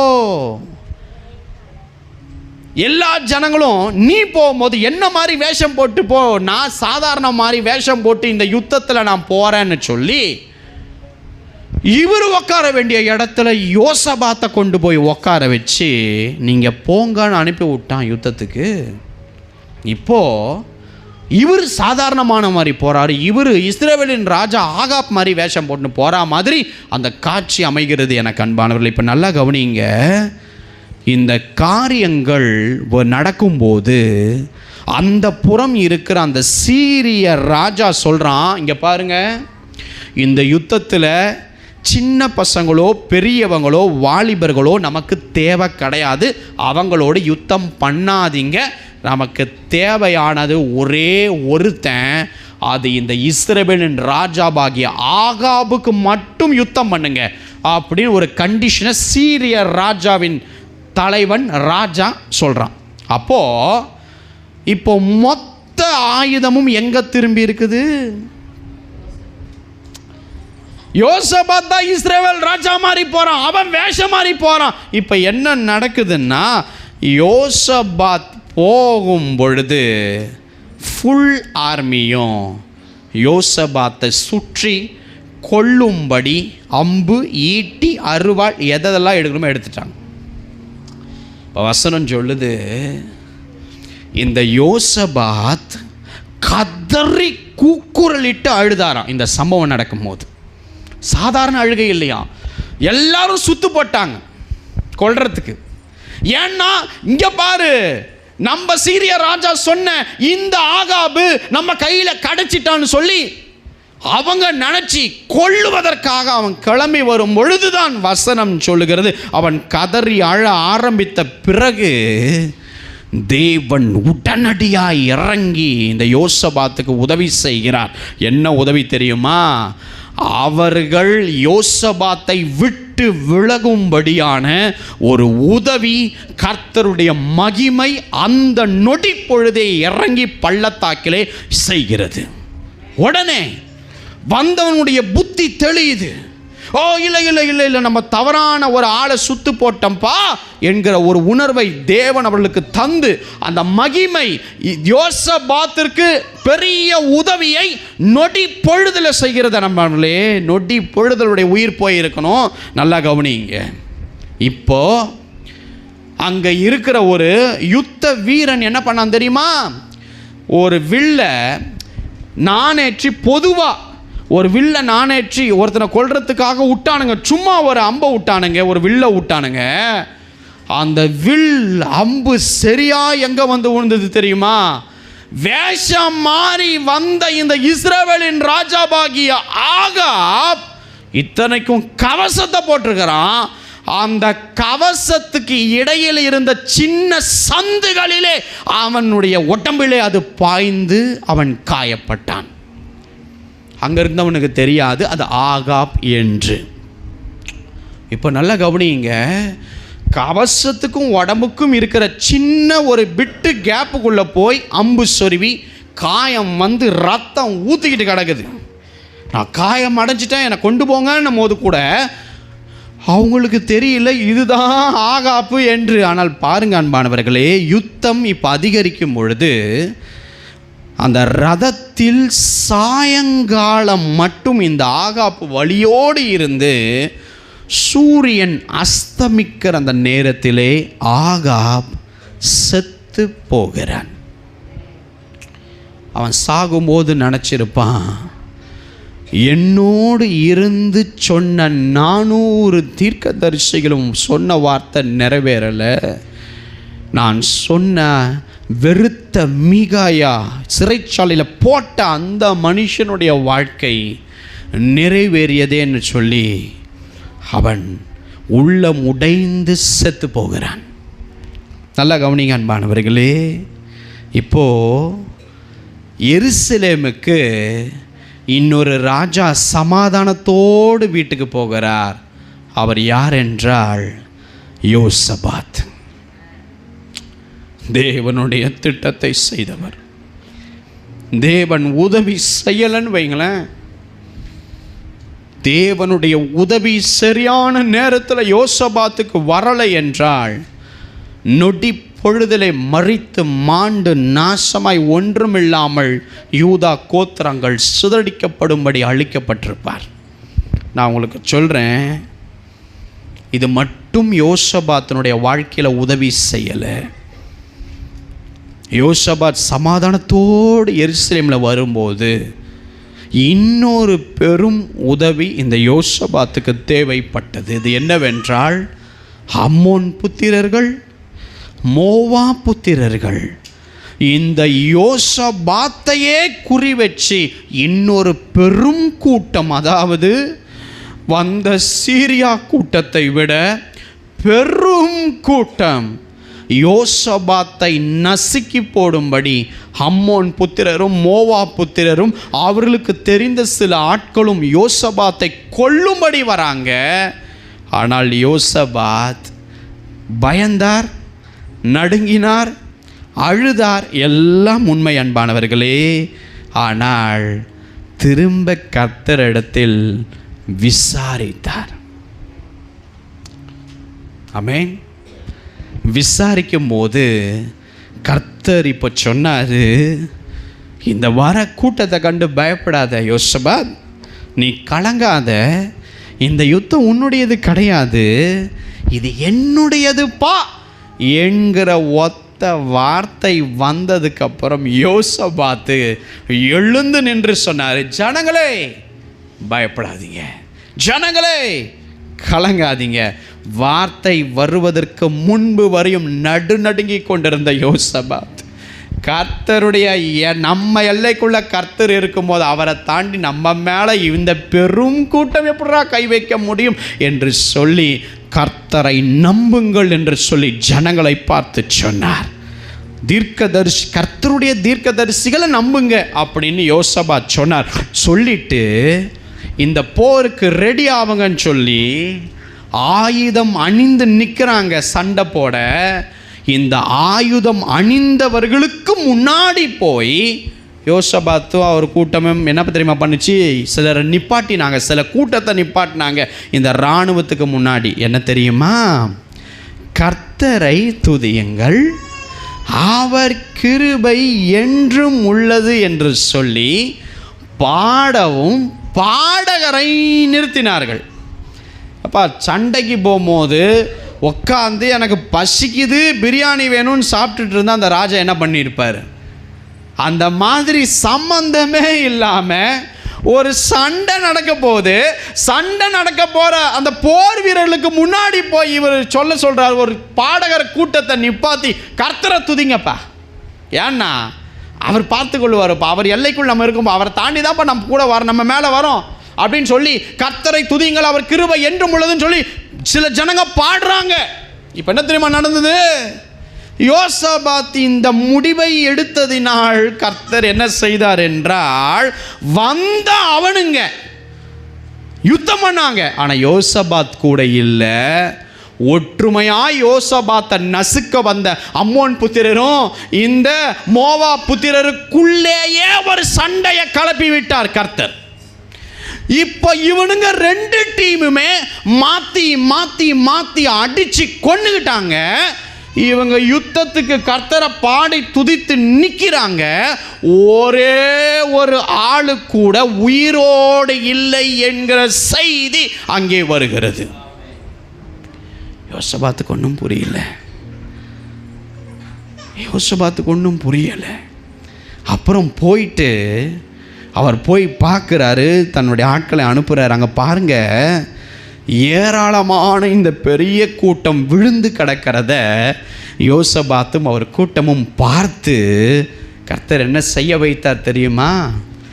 அவனுங்க போட்டிருந்த விலையேற பெற்ற வஸ்திரம், அவனுங்க போட்டிருந்த விலையேற பெற்ற வெள்ளி தங்கம் எல்லாத்தையும் போய், யோசபாத் இது இனி உனக்குரியதுப்பா என்று சொல்லும் பொழுது இவர்கள் அவர்களை கொள்ளையிட்டார்கள். எனக்கு அன்பானவர்களே, பாருங்க, ஒரு நாள் அல்ல, 2 நாள் அல்ல, 3 நாளாக அவங்க திங்ஸை தங்கத்தையும் அவன் எல்லாத்தையும் வாரி கொண்டு வரத்துக்கு 3 நாள் ஆச்சு. அப்போது கொஞ்சம் யோசிச்சு பாருங்க, எவ்வளவு பெரிய கூட்டம் யோசபாத்திற்கு விரோதமாய் வந்துச்சு. 4வது நாள், 3 நாள் கொள்ளையிட்டு 4வது நாளே அவங்க பெரேக்கா என்கிற ஒரு பள்ளத்தாக்களை நின்று கர்த்தருக்கு ஸ்தோத்திரம் பண்ணி துதித்தாங்க. பெரேக்கா என்றால் என்ன தெரியுமா? தேவன் ஒருவனுக்கு உதவி செய்யும்போது அந்த உதவி பெரிய ஆசீர்வாத உதவியாய் மாறும் என்று சொல்லி பெரேக்கா என்று பெயரை யோசபாத் இட்டார். ஆமென். நான் உங்களுக்கு சொல்கிறேன், இதில் உங்கள் வாழ்க்கையை சம்பந்தப்படுத்தி பேச எனக்கு நேரம் கிடையாது. ஆனால் கர்த்தர் எனக்கு இவைகளை சொல்லும்படியாய் சொன்னார். நான் சொல்லிவிட்டேன். இதில் உங்கள் வாழ்க்கை எந்த நிலைகளிலே இருக்குது என்பதை நீங்கள் அறிந்து கொள்ளுங்கள். நான் சொல்கிறேன், கர்த்தருடைய உதவி ஒரு பெரிய ஆசீர்வாதத்தை உன் வாழ்க்கையில், என் வாழ்க்கையில் கொண்டு வரப்போகுது. பார்க்குற உங்கள் வாழ்க்கையில் கொண்டு வருகிறது. சொல்கிறேன், சத்துரு தடையாக இருப்பான், அவன் காணாமல் போயிடுவான். ஏனென்றால் நீ நிற்கிற இடத்திலே துதித்து கொண்டு இரு, உன்னைய தேடி அவருடைய உதவிகள் வரும்.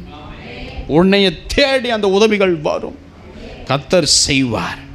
இன்னொன்று, அந்த சத்துருக்களுடைய நன்மைகள் எனக்குரியதாக உங்களுக்குரியதாக அவை மாறப்போகிறது. அல்லேலூயா. அந்த சத்துருக்களுடைய காரியங்கள், அந்த பொண்ணு வெள்ளி எல்லாவற்றையும் யோசபாத்தை பார்த்து நீ எடுத்துக்கப்பான்னு கர்த்தர் சொன்னார்.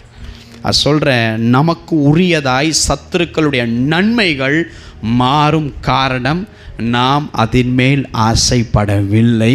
நம் ஆசை நம் எல்லைகளுக்குள் கர்த்தர் இருக்க வேண்டும் என்பதே. அப்போது நல்லா கவனிங்க அன்பானவர்களே, தேவனுடைய உதவியை பெற்றுக்கொள்ள சபை இந்த திருவிருந்திலே ஆயத்தமாகணும். எப்படி ஆயத்தமாகணும்னா, கர்த்தர் சித்தம் இல்லாத ஆட்களோடு கூட பழகுவதை, நட்புறவு வைப்பதை, ஐக்கியப்படுவதை, உங்கள் பாரத்தை சொல்கிறவங்க தேவனுடைய மகளா, தேவனுடைய மனுஷனா, தேவன் கூட இருக்கிற ஊழியக்காரனா என்பதை தயவு செய்து அதில் தெளிவாயிருங்க. ஏன் தெரியுமா? யோசபாத்துக்கு இந்த உதவியை இங்கே செய்தார், அந்த போரில் சாகாதபடி அவரை காப்பாற்றினார். 2 உதவியை யோசபாத்துக்கு செய்தாலும் கர்த்தர் ஒரு தீர்க்கதரிசியை, ஏகு என்கிற ஒரு தீர்க்கதரிசியை அனுப்பி சொன்னார், யோசபாத் உன் மேலே எனக்கு ரொம்ப கோபமாக இருக்குது அப்படின்னு கர்த்தர் சொன்னார். அதுக்கு ஏன் அப்படின்னா, அவர் நட்புறவு வைத்து கொண்ட ஆகாப் அவன் கர்த்தரை இழிவாய் பேசுகிறவனாய் இருந்தான். கர்த்தருக்கு பிடிக்காத ஒரு மனுஷனாய் பாவத்தில் வாழ்ந்தான். அவனோடு இந்த அவிவிசுவாசத்தோடு இந்த விசுவாசி பிணைக்கப்படாது இருக்கணும்னு கர்த்தர் நினைச்சார். அவன் போய் சம்பந்தம் கலக்கும் பொழுது ஒரு தீர்க்கதரிசி அனுப்பி சொன்னார், யோசபாத் உன் மேலே எனக்கு ரொம்ப கோபமாக இருக்குது, ஆனாலும் நீ விக்கிரக தோப்புகளை வெட்டி உன் இருதயம் என் திட்டத்தை செய்ய ஒப்பு கொடுத்த அந்த நன்மை பெருசாக இருந்ததுனால உன் மேலே எனக்கு இருந்த கோபம் தணிகிறது யோசபாத்துன்னு சொல்லி யோசபாத்தை தேவன் ஆசீர்வதிச்சார். நான் சொல்கிறேங்க, கர்த்தர் சித்தம் இல்லாமல், அதாவது எல்லா மனுஷங்கிட்டையும் நம்ம அன்பாக இருக்கணும், அதுதான் கிறிஸ்தவர்கள். நான் சொல்கிறது அது கிடையாது. எல்லா மனுஷரோடும் சமாதானமாக இருங்க, அன்பாக இருங்க, என்னன்னு வச்சுக்கோங்க. ஆனால் தேவனை ஒருவன் இழிவாய் பேசுகிறான், தேவ திட்டத்தை ஒருத்தன் இழிவாக பேசுகிறான், தேவனுடைய மகிமையை ஒருத்தன் இழிவாக பேசுகிறான், தேவனுக்கு பிடிக்காத பாவத்தின் கட்டிலே, விபச்சாரத்தின் இச்சையிலே, அசுத்தங்களிலே, பொய்களிலே அவன் திரிகிறான் என்றால் அவனோடு நீ நட்புறவு வைத்து கொண்டால் உன் மகிமையும் விலகி இருளிலே நீ தள்ளப்பட்டு விடுவாய். அப்போது என்னன்னு சொல்லி அவங்களுக்காக உண்மையாக ஜெபித்து அவங்களும் தேவனை அறிவதற்கு நாம் ஜெபிக்க வேண்டுமே தவிர, நாம் அவர்களோடு கூட சம்பந்தம் கலக்கும் போது கர்த்தருடைய கோபம் நம்மேல் வரும். நான் சொல்கிறேன் அன்பானவர்களே, யோசபாத் கர்த்தர் மன்னித்தாரல்ல, அதை அப்படியே விட்டுருக்கணும்ல. ஆனால் யோசபாத் சாகரத்துக்கு கொஞ்சம் முன்னாடி திரும்பவும் ஒரு நண்பனை பிடித்து கொண்டார். இஸ்ரவேலுக்கு ராஜாவாய் வந்த ஒரு நண்பனை பிடித்து கொண்டார். எனக்கு அன்பானவர்களே, அவன் யார் என்றால் இந்த ஆகாபுக்கு அடுத்து வந்த அகசியா. அந்த இஸ்ரவேலின் ராஜாவோடு கூட வேதம் சொல்லுது தோழமை பண்ணினான். அப்படின்னா உயிருக்குயிரா நண்பனை போல இந்த யோசபாத் சிநேகிக்கிறான். நல்லா கவனிங்க, தேவனுடைய கரம், தேவனுடைய திட்டம் யோசபாத் வாழ்க்கையில் முடிவிலே அது உடைத்து போட்டார் தேவன். ஏனென்றால் யோசபாத் சம்பந்தம் தோழமை வைத்து ஒரு நட்புறவை ஏற்படுத்தி கொண்ட அந்த இஸ்ரவேலின் ராஜாவாகிய அகசியா, அவன் தேவனுடைய இருதயத்திற்கு அருவருப்பானவனாய் காணப்பட்டான். அவன் கூட ஃப்ரெண்ட்ஷிப் வச்சுக்கிட்டு அவன் போகிற இடத்துக்கு இவன் போய், இவனுக்கு தெரியும், அவன் சொல்லுவான், இல்லை அவன் கப்பல் கட்ட கூப்பிடுறான், நான் போய் பார்த்துட்டு வரேன் தான் போகிறான். இவனும் சேர்ந்து கப்பல் கட்ட ஆரம்பிக்கிறான். அவன் ஒரு இடத்துக்கு போகிறான், நம்ம என்ன போய் அந்த சிலையை வணங்கவா போகிறோம், நம்ம போய் நிற்க போகிறோம்னு போகிறான். அங்கே இருக்கிற தீட்டுக்கள் அவன் சரீரத்திற்கு ஆத்துமாவை கரைப்படுத்தி தேவனுடைய கோபம் ஏகு தீர்க்கதரிசி மூலமாய் வந்து வேதம் சொல்லுகிறது, அவன் காரியங்களை கர்த்தர் முறித்து போட்டார் என்று. இதற்கு முக்கிய காரணம் என்ன தெரியுமா?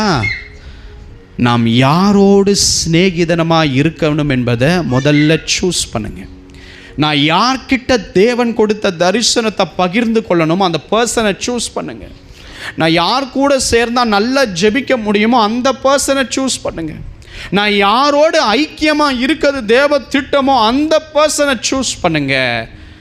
தேவன் விரும்பாதவர்களோடு ஐக்கியப்பட்டதனால் தேவன் அவனுக்கு 2 உதவி செய்தாலும் அவனுடைய வாழ்க்கையினுடைய முடிவு, அந்த மரணம், அது தேவன் நியமிப்பதற்கு முன்பதாகவே ஒரு மரணத்தை யோசபாத்திற்கு தேவன் தருகிறார்.